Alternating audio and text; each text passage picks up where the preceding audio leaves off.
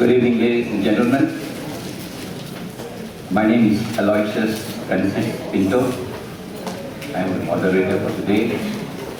We would like to really welcome you for taking time out to be here. And I believe it's a very historic moment. Without much ado, I would like to welcome the speakers for the day. I would like to invite the President of MCLM, Ibrahim, to take the chair.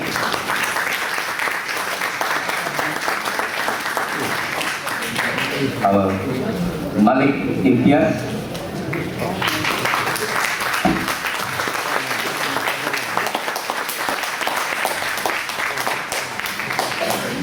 Yong from Malaysian Overseas Voters is flying in from Penang, so he'll come most likely around 8:30. And so also will be Sharzi, Munir, Ithnin from Solidariti, Mahasiswa, Malaysia. So I would like to really take this opportunity to welcome you to today's first MCLM forum. I would like to introduce you our President, who's going to do his address. Over to Mr. Ibrahim. Thank you for taking time out to be here with us. Come here. Just sit here. Right. Again, thank you very much for taking time out to be here in MCLM's first public forum. We've been in the news quite a bit. Not all pleasant, not all flattering. So I suppose this is opportune. Is there any chance of dimming the lights a little? Yeah. You can see at the bottom the URL for the MCLM website. You could actually go there to get quite a bit of information about MCLM. Can we go to the next slide, please? Right, I'm going to try to share with you in the next half hour or so what MCLM is about, why we're here. I'm going to try to deal with some of the misconceptions and the misunderstandings in public space. MCLM is, at this point in time, embarking on 3 civil society initiatives. But I will want to spend most of my time on the Barisan Rakyat Independent Candidate Initiative, which has generated so much of controversy here. And finally, I would want to spend some of my time in this presentation in touching on what we, the Rakyat, what role we can play in the now very much anticipated 13GE. So let me start off first with trying to help us all understand what MCLM is. Now, if you go to the website, the vision and the mission statement is already up there. Quite plainly, the aspiration of nation building has for long been derailed. I don't think any one of us will deny that, will dispute that. If we go to the next slide, a nation founded upon the principles of liberty and justice. We don't have courts to talk about today. I mean, let's call a spade a spade. We don't have courts to talk about what liberties if, the ISA is a constant threat. We are supposed to be bound by unity of purpose, oneness, satu bangsa, satu negara. But we see so much of divisive rhetoric in public space. This divide and rule has been the politics of the day for so long. Yeah, land of prosperity for whom? It's a rich nation. Since 70 we are all producing. What is something like 2 trillion has been produced through the oil industry. Where has it gone? Yeah, that's what it's supposed to be. Ever seeking the welfare and happiness of the Rakyat, not a segment of the Rakyat. Alright? So, yes, The vision of MCLM is to take us back on track. The vision of our forefathers in nation building. That's our vision. Let's see the vision. Now, the bold ones we've enrolled, let me just read this again, and this is exactly what's in the mission statement. MCLM believes that many nations desire changes and reforms. And that's the first thing I think MCLM wants to focus on.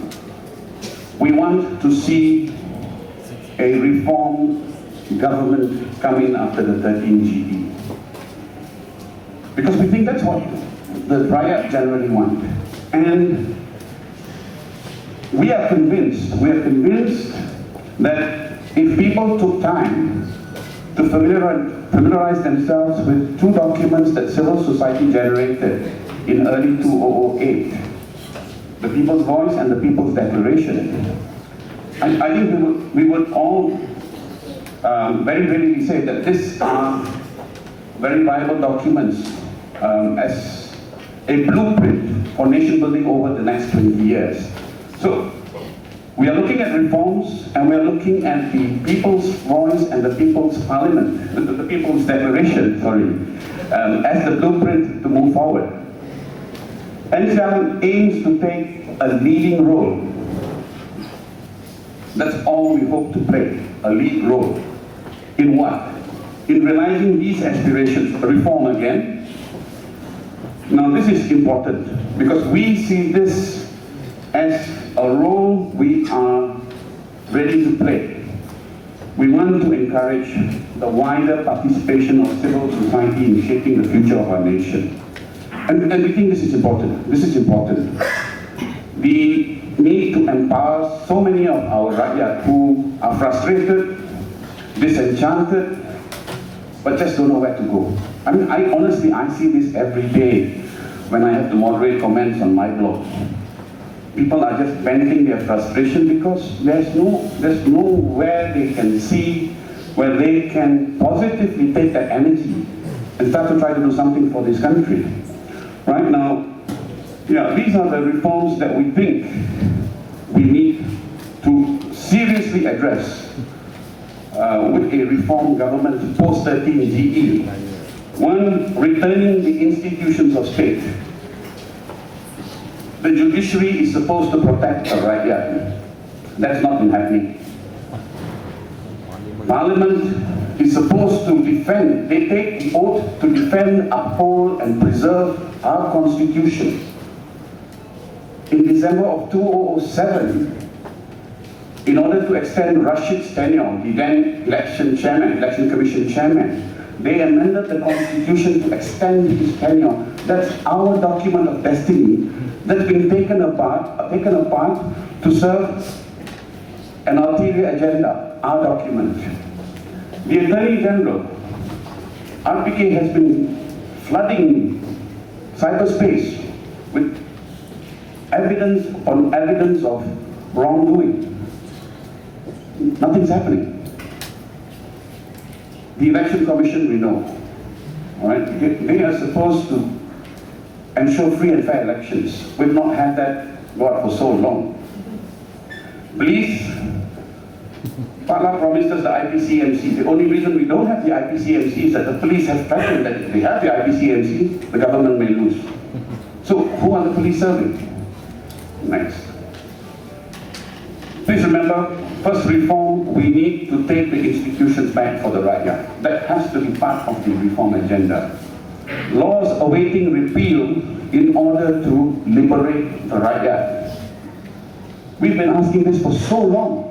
ISA, Data Allow Amendment. OSA, the amount of toilet paper that's used in Parliament is the subject matter of official secrets. UUCA, the UKM4 case, the case of political science students, university students who went down to ground in Ulu Selangor, treating the Ulu Selangor by-election as a laboratory, if you will, for their own study. It has become the subject matter of disciplinary proceedings. So our students are not allowed to embark on any critical study, any critical assessment and evaluation of our systems. Printing Press and Publication Act We know the story. These have to go. Don't forget, with the ISA, there's also the matter of the emergency ordinance. In effect, any legislation that allows detention without trial for this protracted period has to go. Next, please. This, we think, is the most important reform that an incoming government post-13 GE must address. 40% of the population live in poverty, right? And this has gone on for so long. Again, I emphasize this from the 70s, we are an oil-producing country. This has to be a priority with an incoming government post-13 GE. And this is what we mean by the reform agenda, that we would like to see a new government post-13 GE pledge, not just pledge, I'm tired of aspirational documents that sound all very nice, but never get translated into action.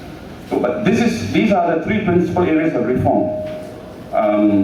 Returning institutions, vital institutions back to the rakyat, repealing the draconian laws that we've been long waiting to have taken off our statute books, and this, an affirmative action program that cuts across race, and that has to be on a needs basis. It must address the needs of all the marginalized Malaysians, both East and West. Now, you want a reform government, I'm going to suggest this very simplistic equation.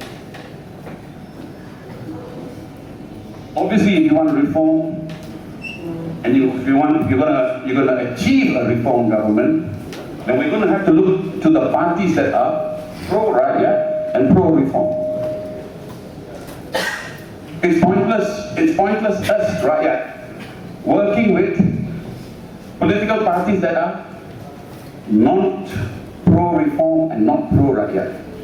Alright? So I'm suggesting if in this hall we are all agreed we need a reform government, then come 13 GE, third force has to work with the pro-rakyat parties. Alright?